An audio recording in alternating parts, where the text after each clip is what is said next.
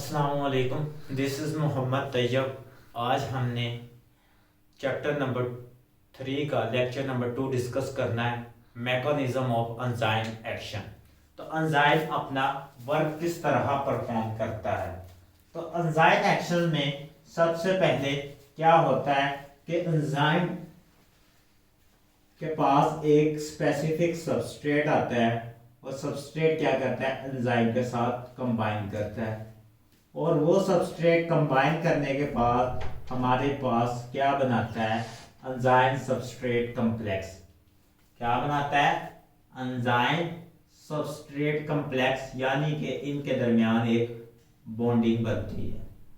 अब ये क्या करेगा, एंजाइम सबस्ट्रेट कॉम्प्लेक्स, एंजाइम अपना फंक्शन परफॉर्म करेगा और क्या करेगा, एक्टिवेशन एनर्जी को लो करेगा और क्या करेगा, रिएक्शन को स्पीड अप करेगा और हमारे पास एंजाइम दोबारा रिकवर होगा और हमारे पास क्या बन जाएगी, प्रोडक्ट बन जाएगी।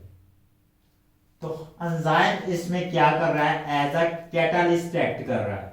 ठीक है, एज अ कैटालिस्ट। कैटालिस्ट ऐसे सब्सटेंस को कहते हैं जो क्या करे, रिएक्शन को स्पीड अप कर दे और एनर्जी को क्या करे, एक्टिवेशन एनर्जी को लोअर करे।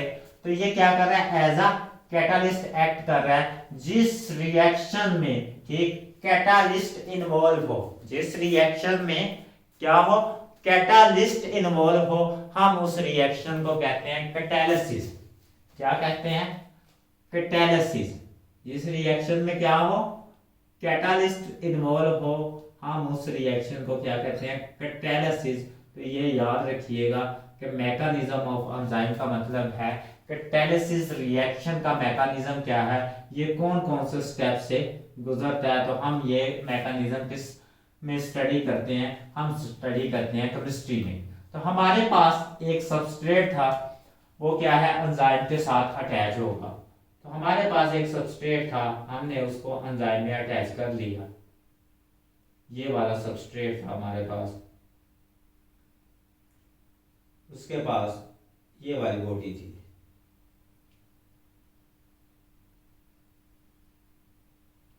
अब क्या है, ये एंजाइम में अटैच हो चुका है। ये क्या है,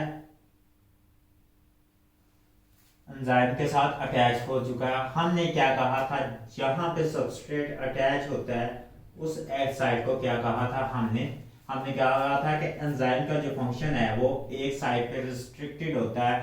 हमने उस साइड को क्या कहा था, कैटालिटिक साइड। ठीक है, कैटालिटिक फंक्शन किस पे, कैटालिटिक साइड पे रिस्ट्रिक्टेड होता है। हमने उस साइड को क्या कहा था, हमने कहा था वो कैटालिटिक साइड है। बाकी हमने रस्ट ऑफ एंजाइम को क्या कहा था, ये क्या कहा, अमीनो एसिड को कहा था ये बनाते हैं एंजाइम की बॉडी। अब कैटालिटिक साइड को उसने दो रीजन्स में डिवाइड कर दिया है। एक को कहेगा वो कि एक्टिव साइड है और दूसरे रीजन को क्या कहेगा, बाइंडिंग साइड है। तो पहले वो बाइंडिंग साइड का जिक्र करेगा कि बाइंडिंग साइड क्या होती है। बाइंडिंग साइड तो ये क्या करती है, ये सबस्ट्रेट को रिकॉग्नाइज करती है, क्योंकि स्पेसिफिक एंजाइम स्पेसिफिक सबस्ट्रेट को बाइंड करता है। स्पेसिफिक एंजाइम हमारे पास क्या करता है, स्पेसिफिक सबस्ट्रेट को बाइंड करता है। तो इसका मतलब ये क्या करेगी, हमारे पास स्पेसिफिक सबस्ट्रेट को रिकॉग्नाइज करेगी और उसके साथ क्या बना देगी, हमारे पास एंजाइम सबस्ट्रेट कॉम्प्लेक्स बना देगी। जैसे लाइपेज किसको डिटेक्ट करेगा, हमारे पास लिपिड को डिटेक्ट करेगा। लाइपेज एंजाइम है, वो क्या करेगा, उसकी बाइंडिंग साइड किसको डिटेक्ट करेगी, लिपिड को डिटेक्ट करेगी, ना के प्रोटीन को डिटेक्ट करेगी, ना के वो किसको डिटेक्ट करेगी, हमारे पास कार्बोहाइड्रेट को। वो लिपिड को डिटेक्ट करेगी और हमारे पास क्या बनाएगी, लाइपेज लिपिड कॉम्प्लेक्स बना देगी। ये मैंने एग्जांपल खुद से दी है। अब ये कॉम्प्लेक्स क्या करेगा, आगे फर्दर साइट एक्टिवेट होगी। ये थी हमारे पास बाइंडिंग साइड का फंक्शन। बाइंडिंग साइड ने अपना काम परफॉर्म कर दिया। अब हमारे पास क्या होगी, एक्टिव साइट। ठीक, हमारे पास क्या होगी, एक्टिव साइट। एक्टिवेट होगी और हमारे पास क्या बना देगी, इसकी प्रोडक्ट बना देगी। एक्टिव साइट क्या बना देगी, इसको किसमें कन्वर्ट कर देगी, प्रोडक्ट को में। तो ES कॉम्प्लेक्स को क्या करेगी, एंजाइम सबस्ट्रेट कॉम्प्लेक्स को क्या करेगी, एंजाइम प्लस प्रोडक्ट में कन्वर्ट कर देगी। अब नेक्स्ट जो है वो काम फंक्शन क्या है, एक्टिव साइट का फंक्शन है। एक्टिव साइट ये क्या करेगी, हमारे पास लाइपेज एंजाइम को रिकवर करेगी और हमारे पास क्या होगा, हमारे पास जो लिपिड है वो किसमें, फैटी एसिड और किसमें, ग्लिसरॉल में कन्वर्ट हो जाएगा। ग्लिसरॉल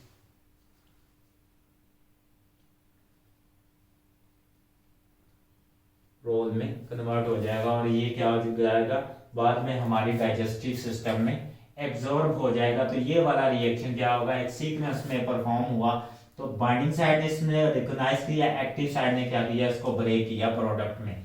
तो अब ये एक्टिव साइड क्या होगी, बाइंड हो गया हमारे पास सबस्ट्रेट, इसके साथ अब क्या होगा, यहां से रिमूव हो जाएगा। ये दो प्रोडक्ट की फॉर्म बनेंगी हमारे पास। एक क्या होगा, इस तरह, दूसरी प्रोडक्ट यहां से रिलीज होगी। तो हमारे पास ये क्या बन चुकी हैं, दो प्रोडक्ट बन चुकी हैं, जो कि एक एंजाइम ने सबस्ट्रेट कॉम्प्लेक्स बनाने के बाद हमारे पास क्या बना ली, दो प्रोडक्ट बना ली। ये क्या थी, हमारी प्रोडक्ट। अब एंजाइम क्या दोबारा रीयूज हो सकता है, दोबारा क्या हो सकता है, रीयूज हो सकता है। एक्टिव हो गया है हमारे पास, ये दोबारा उसी सबस्ट्रेट को रिकॉग्नाइज करेगा, बाइंड करेगा और उसकी ब्रेकेज करेगा और उसको क्या कर देगा, प्रोडक्ट में कन्वर्ट कर देगा। और ये रिएक्शंस बार बार इसी तरह होते रहेंगे अनटिल क्या हमारे पास सबस्ट्रेट खत्म हो जाएगा, सबस्ट्रेट की कंसंट्रेशन क्या हो जाएगी, खत्म हो जाएगी। तो हम ये क्या करते हैं, ये रिएक्शंस परफॉर्म होते रहते हैं। तो मैंने एक एग्जांपल भी इसको दे दी। उसके अलावा ये कहता है कि एंजाइम हमारे पास क्या करते हैं, सीरीज में क्या करते हैं, रिएक्शंस करते हैं। किसमें करते हैं, सीरीज में रिएक्शन करते हैं एंजाइम्स। ठीक, वो क्या है, फॉर एग्जांपल एक हमारे पास थी सबस्ट्रेट था, एक सबस्ट्रेट था S1, वो क्या करेगा, एक एंजाइम एक्ट करेगा, उसको क्या करेगा, प्रोडक्ट में कन्वर्ट करेगा और प्रोडक्ट, वही प्रोडक्ट अगले एंजाइम की क्या होगी, सबस्ट्रेट होगी। हमने क्या कहा कि ये वाला जो S सबस्ट्रेट था, फॉर एग्जांपल हमारे पास क्या है, A है, हमारे पास क्या है, A है। इस पे क्या हुआ, एंजाइम एक्ट किया और हमारे पास क्या बन गई, प्रोडक्ट B बन गई। ठीक है, अब ये वाली प्रोडक्ट अगले एंजाइम के लिए सबस्ट्रेट होगी। ठीक है, नेक्स्ट एंजाइम के लिए क्या होगी, सबस्ट्रेट होगी। फिर ये वाली जो है, इसके लिए अगर सबस्ट्रेट है तो ये क्या करेगा, इसको प्रोडक्ट C में कन्वर्ट कर देगा। ये C वाली नेक्स्ट एंजाइम के लिए क्या होगी, सबस्ट्रेट होगी। वो नेक्स्ट एंजाइम क्या करेगा, इसको प्रोडक्ट में कन्वर्ट कर देगा, यानी D। अब ये रिएक्शंस कहाँ पे होते हैं, सीरीज में ये रिएक्शंस होते रहते हैं। ए एंजाइम ने बी में कन्वर्ट किया, बी को नेक्स्ट एंजाइम ने सी प्रोडक्ट में कन्वर्ट कर दिया, सी को नेक्स्ट एंजाइम ने डी प्रोडक्ट में कन्वर्ट कर दिया। तो ये रिएक्शंस हमारे होते रहते हैं, रेस्पिरेशंस। ठीक है, फोटोसिंथेसिस के प्रोसेस में इसमें सीरीज ऑफ रिएक्शंस होते हैं। तो ये हमारे पास किसकी एग्जांपल है, सीरीज ऑफ रिएक्शंस की। इसमें होता है फीडबैक मैकेनिज्म। तो ये वाली जब प्रोडक्ट हमारे पास मैक्सिमम फॉर्म हो जाती है, मीन के इसकी मैक्सिमम फॉर्मेशन हो जाती है, तो ये क्या करती है, इस एंजाइम्स को क्या कर देती है, इनहिबिट कर देती है। यानी कि जब ये वाली प्रोडक्ट क्या होगी, मैक्सिमम फार्म हो जाएगी, ये क्या करेगी, इस एंजाइम को इनहिबिट कर देगी और क्या करेगी, हमारे पास बी नहीं फॉर्म होगा, बी से आगे सी नहीं बनेगा, सी से आगे डी नहीं बनेगा। तो मसलन कि हमारे पास अब इस प्रोडक्ट की ज़रूरत नहीं थी, तो बॉडी क्या करती है, नेगेटिव फीडबैक मैकेनिज्म के जरिए ये क्या कर सकती है, डी की प्रोडक्ट को क्या कंट्रोल कर सकती है। तो अब इसको क्या कहते हैं हम, सीरीज ऑफ रिएक्शन, क्या कहते हैं, सीरीज ऑफ रिएक्शंस। और कहाँ पे होते हैं, ये ज्यादातर फोटोसिंथेसिस में होते हैं और हमारे पास रिस्पायरेशन के प्रोसेस में होते हैं। जब हम बायो एनर्जेटिक्स का चैप्टर को डिस्कस करेंगे तो इसमें वो डिटेल के साथ इसको डिस्कस करेगा, हमारे पास कैसे NADPH इनहिबिट कर देता है ATP की फॉर्मेशन को, या ATP की जो कंसंट्रेशन लो हो जाती है वो किस तरह NADPH को ATP में दोबारा कन्वर्ट करना शुरू कर देता है। तो उसमें ये हम इनहिबिटरी और एक्साइटेटरी मीन के उसको दोबारा रिसाइकल करने के लिए जो हमारे पास साइकिल होगा, नेगेटिव और पॉजिटिव फीडबैक मैकेनिज्म को हम स्टडी करेंगे। नेक्स्ट वो क्या कहता है कि अफेक्ट ऑन द एंजाइम, हमारे पास जो एंजाइम्स पे हैं डिफरेंट काइंड के इन्वायरमेंटल इफेक्ट होते हैं जो कि क्या करते हैं, इसकी कंसंट्रेशन को भी मीन के इसके फंक्शंस को भी कंट्रोल करते हैं। तो हम वो जो होंगे वो नेक्स्ट स्टडी करेंगे, लेकिन अभी हमने इसमें इसका मैकेनिज्म स्टडी करना है। तो अब एंजाइम की हमने एक्टिवेशन साइट को डिस्कस कर लिया, हमने बाइंडिंग साइट को डिस्कस कर लिया, हमने कहा ये सीरीज में एक्ट करते हैं। अब इसका जो मैकेनिज्म को प्रपोज करने के लिए दो मॉडल दिए गए, कौन से दो मॉडल दिए गए, एक था हमारे पास 1819 में दिया गया, 1819 में मॉडल था फर्स्ट मॉडल, जो कि हमारे पास इमल फिशर ने दिया। ये साइंटिस्ट था, इसने कहा कि जो एंजाइम्स हैं वो फिक्स होते हैं, मीन के इनकी शेप चेंज नहीं होती। और ये क्या कहता था, ये कहता था कि ये सबस्ट्रेट को प्रोडक्ट में कन्वर्ट करते हैं। इसने एक मॉडल दिया, उसका नाम था लॉग एंड की मॉडल। क्या था, लॉग एंड की मॉडल। जैसे एक स्पेसिफिक की एक स्पेसिफिक लॉग को ओपन कर सकती है, इसी तरह इस एंजाइम में क्या है, एक स्पेसिफिक सबस्ट्रेट एक स्पेसिफिक एंजाइम के साथ बाइंड कर सकता है। तो इसने ये लॉग एंड की मॉडल दिया था। अब लॉग भी क्या होता है, रिजिड होता है, और की भी क्या होती है, रिजिड होती है, यानी कि अपनी शेप चेंज नहीं कर सकती। तो इसमें क्या होगा, एंजाइम की बॉडी क्या होगी, वो रिजिड थी। बॉडी क्या थी एंजाइम की, वो रिजिड थी। Body of enzyme rigid mean not flexible, change नहीं होती थी, इसकी बॉडी की शेप चेंज नहीं होती थी। इस वजह से इसको लॉग एंड की मॉडल कहा गया। दूसरा हमारे पास जो मॉडल था वो कोस्टलैंड ने दिया, वो साइंटिस्ट था, उसने कहा था कि नहीं,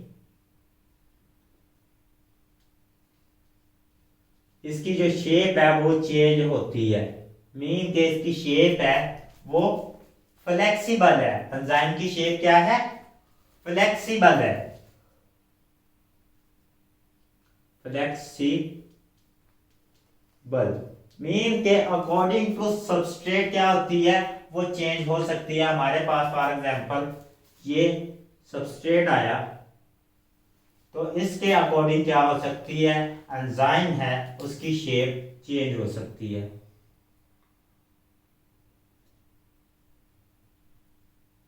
इसकी एंजाइम की क्या है, शेप चेंज हो सकती है। ये क्या था हमारे पास, फॉर एग्जांपल लिपिड था, एक इस शेप का मॉलिक्यूल आ गया, दूसरा हमारे पास लिपिड का इस शेप का मॉलिक्यूल आ गया। इसमें भी क्या है, हमारे पास एंजाइम की शेप चेंज हो सकती है अकॉर्डिंग टू दिस मॉडल। और ये मॉडल ज्यादा वैल्यूएबल था क्योंकि एंजाइम की जो एक्टिविटी है वो इसकी जो शेप है एक्टिव साइड की उसको चेंज कर सकता था, फ्लेक्सिबल थी, और उस चेंज की वजह से ये क्या हो सकता था, सबस्ट्रेट के साथ अफेक्टली बाइंड कर सकता था और हमारे पास क्या हो सकती थी, मोड प्रोडक्ट फॉर्म हो सकती थी। तो ये वाला जो मॉडल था हमारे पास ज़्यादा एक्सेप्टेबल था, ठीक है, मोर एक्सेप्टेबल, क्योंकि इसमें कहा गया था कि एंजाइम की क्या है, एक्टिव साइट की जो शेप है वो क्या हो सकती है, चेंज हो सकती है अकॉर्डिंग टू सबस्ट्रेट। उसके बाद हमने कहा कि जो एक्टिव साइट होती है इस पे specific charge bearing amino acids होते हैं। ये वाली साइड पे क्या होते हैं, चार्ज बेरिंग अमाइनो एसिड्स होते हैं।